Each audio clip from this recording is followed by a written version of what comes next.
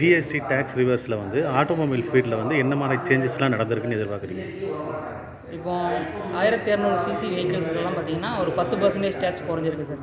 இது உங்களுக்கு 1500 சிசி உள்ள வெஹிக்கிள்ஸ்லாம் 1200க்கு மேற்பட்ட உள்ள சிசியில் உள்ள வெஹிக்கிள்ஸ்லாம் ஒரு 5% டேக்ஸ் குறைஞ்சிருக்கு. இது மூலிமா சப் 4 மீட்டரில் உள்ள வெஹிக்கிள்ஸுக்கு 1500 சிசிக்குள்ளே உள்ள வெஹிக்கிளுக்கு 60,000லேருந்து 80,000 1 லட்சம் வரைக்குமே நமக்கு ப்ரைஸ் ரெடியூஸ் ஆகிருக்கு.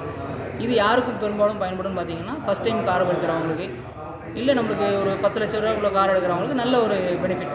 60,000லேருந்து 1 லட்சம் வரைக்கும் ப்ரைஸ் ரெடியூஸ் ஆகிருக்கு. இதே நேரத்தில் உங்களுக்கு 1500 சிசிக்கு மேலே இல்லை 1500 சிசிக்குள்ளே உள்ள வெஹிக்கிள்ஸுக்கு வந்து பார்த்திங்கன்னா 5% குறைஞ்சிருக்கு. இது வந்து ஒரு 40,000லேருந்து 60,000 80,000 வரைக்குமே ப்ரைஸ் ரெடியூஸ் ஆகிருக்கு.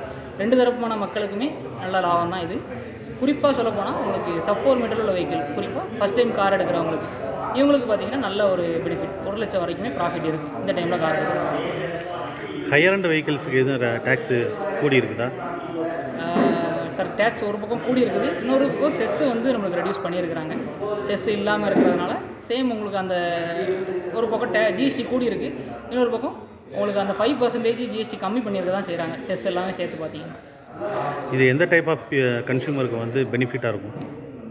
நம்மளுக்கு சப் 4 மீட்டரில் குறிப்பாக வந்து 10 லட்ச ரூபாய்க்குள்ளே உள்ள நினைக்கிற வெஹிக்கிள்ஸுக்கு நல்ல உங்களுக்கு ப்ராஃபிட்.